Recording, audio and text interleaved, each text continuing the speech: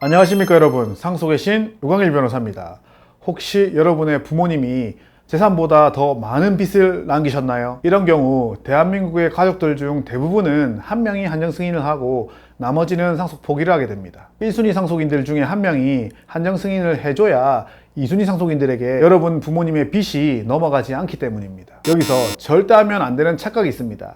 한정 승인만 하면 끝이지 라는 생각입니다. 여러분들은 한정 승인을 한 뒤에 빚잔치를 해야 됩니다. 법률 용어로는 청산이라고 합니다. 일반인들이 청산 절차를 진행하는 것이 어렵기 때문에 법원에서 도와주고 있는 것이 상속재산 파산이라는 제도입니다. 이번 영상에서는 제가 직접 받은 상속재산 파산 결정문들을 토대로 상속재산 파산에 대해서 조금 더 자세하게 알아보도록 하겠습니다. 한정 승인이라는 것은 상속받은 재산 내에서 채무를 변제하겠다는 겁니다.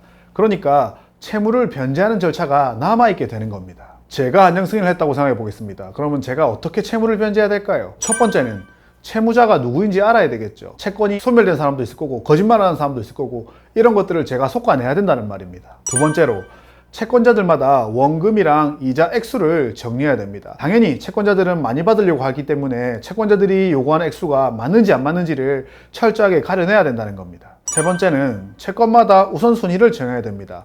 여러분, 채권이라고 해서 다 똑같은 채권이 아닙니다. 우선순위가 있는 채권이 있고 후순위가 채권이 있습니다. 그러면 어떤 채권을 얼마만큼 먼저 줄지를 일반인인 여러분들이 다 계산해서 정리를 해야 된다는 겁니다. 네 번째는 상속받은 재산을 현금으로 바꿔야 된다는 겁니다. 상속받은 재산이 현금이나 예금 채권 이런 것만 있으면 문제가 안 되는데 부동산이나 자동차나 선박이나 이런 것들이 있으면 여러분들이 일일이 적정 시가로 경매를 통해서 현금으로 환가를 해야 된다는 겁니다. 마지막으로는 이 모든 절차를 정리한 뒤에 누구에게 얼마만큼을 줄지를 여러분들이 다 결정을 해야 된다는 거죠. 그런데 여러분들이 이 과정에서 실수를 해서 줘야 될 사람한테 돈을 덜 줬다 이러면 여러분들의 돈으로 또 물어줘야 되는 상황이 발생하는 겁니다. 이러한 어려움을 해결해 주는 제도가 상속재산 파산제도입니다.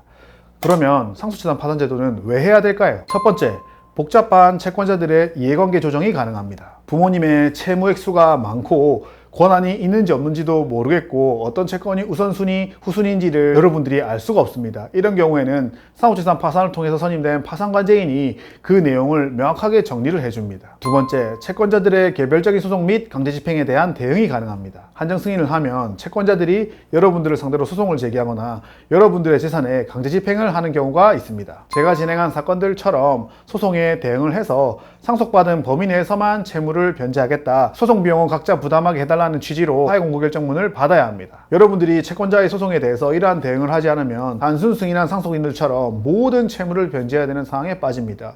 더불어 이 소송에 대한 소송 비용 역시 추가로 물어줘야 되는 상황이 발생합니다. 제가 최근에 진행한 이 사건은 서울 남부지방법원 사건이고요. 한정 승인 이후에 아무것도 하고 있지 않다가 채권자들이 소송을 했습니다. 그런데 그 소송에서도 대응을 하지 않고 1심이 확정돼 버린 거예요. 그러면 채무 전액에다가 소송 비용까지 다 물어줘야 되거든요. 이러한 사실을 알고 저희한테 찾아오셔가지고 저희가 2심 수임을 했고 한정 승인을 했으니까 상속한 범위 내에서 채권을 변제하고 소송 비용도 각자 부담하는 것으로 화해 공고 결정을 받은 사례입니다. 상속재산 파산을 신청하시면 파산관제인이 이러한 소송이나 강제집행에 대응을 해드립니다. 세 번째, 공정한 채무 변제가 가능합니다. 상속인이 직접 채무를 변제해야 할 경우에는 특정 채권자에게 받아야 할 몫보다 더 많은 몫을 줄 수도 있고 아니면 우선순위가 있는데 동등하게 변제를 하는 경우도 있습니다. 이런 경우에는 상속인의 과실로 인해 그런 행위가 발생했기 때문에 상속인의 돈으로 또 채권을 물어줘야 되는 경우까지 발생합니다. 상속재산 파산을 신청하시면 법원의 감독하에 파산관제인이 채권자들에게 공정하게 재산을 환가하고 채권자들에게 변제를 해주게 됩니다. 네 번째,